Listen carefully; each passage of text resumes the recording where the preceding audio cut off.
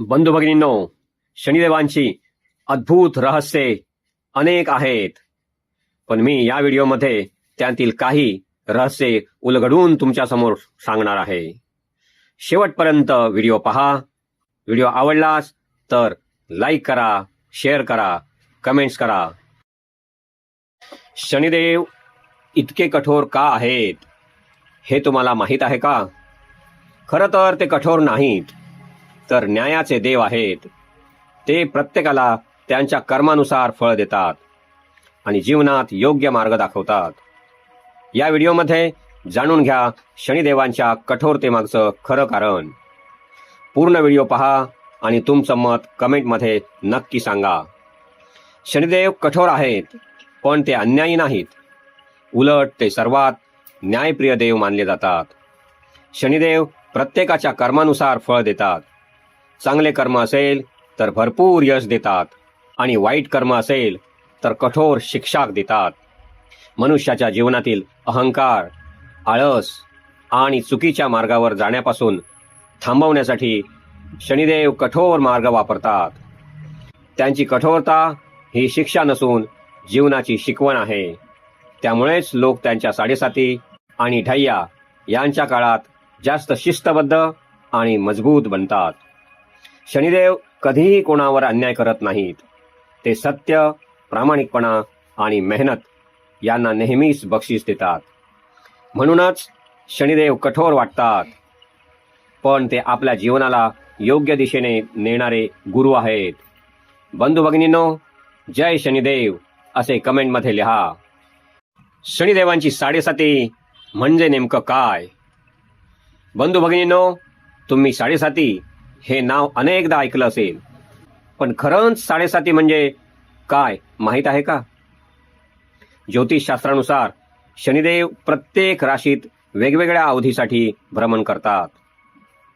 जेव्हा शनिदेव एखाद्याच्या जन्मराशीत 7.5 वर्षे असतात, तेव्हा त्या 7.5 वर्षांच्या काळाला साडेसाती असे म्हणतात. या काळात माणसाच्या आयुष्यात परीक्षा, संघर्ष, मेहनत आणि बदल येऊ शकतात. पण लक्षात ठेवा, शनिदेव फक्त शिक्षा देत नाहीत, तर त्याच्या कर्मानुसार योग्य फळही देतात. जर तुमची कर्मे चांगली असतील तर साडेसातीचा काळ यश, पैसा आणि मोठी प्रगतीही देऊ शकतो. पण वाईट कर्मे असणाऱ्याला मात्र हा 7.5 वर्षांचा काळ शारीरिक, मानसिक आणि आर्थिक दृष्ट्याही फार भयंकर जातो. म्हणूनच शनिदेवाला न्यायाचा देव मानलं जातं. मित्रांनो, माझी तुम्हाला विनंती आहे की आपली कर्मे चांगली आणि चोख ठेवा. तुमच्यावर नक्कीच शनिदेवांची कृपादृष्टी राहील.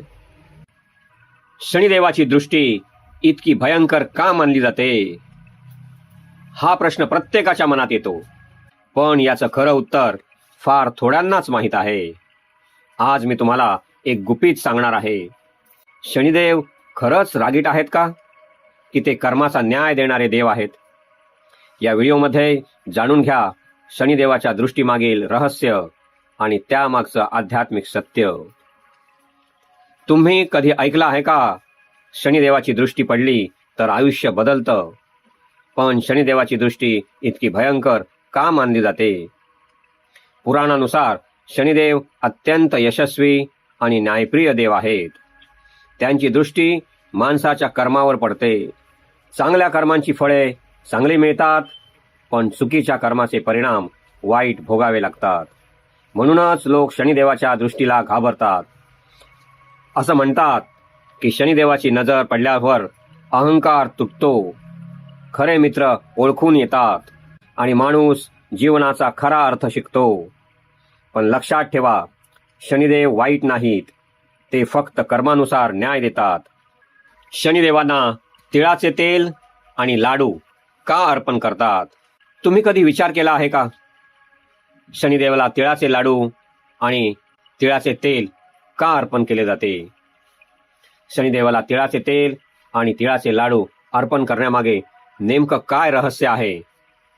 या व्हिडिओमध्ये जाणून घ्या शनिदेवांच्या पूजेशी संबंधित पौराणिक कथा, श्रद्धा आणि आध्यात्मिक महत्त्व. तिळाच्या तेलाचं महत्त्व काय? तिळाचे लाडू शनिदेवांना का अर्पण केले जातात? शनिदेवांना प्रसन्न करण्याचे पारंपरिक उपाय, शनिदोष आणि साडेसातीशी यांचा काय संबंध? भक्ती, श्रद्धा आणि चांगले कर्म. बंधू भगिनींनो, भक्ती, श्रद्धा आणि चांगले कर्म हा शनिदेवांना प्रसन्न करण्याचा खरा मार्ग आहे.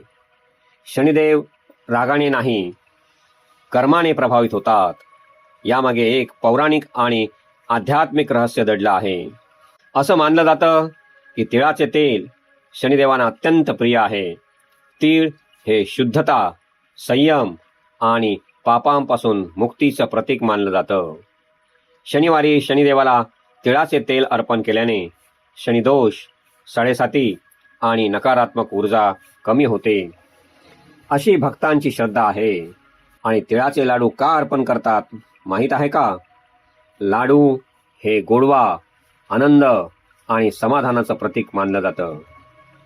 लाडू शनिदेवांना अर्पण केल्याने आपल्या आयुष्यात गोडवा, आनंद आणि समाधान येतात.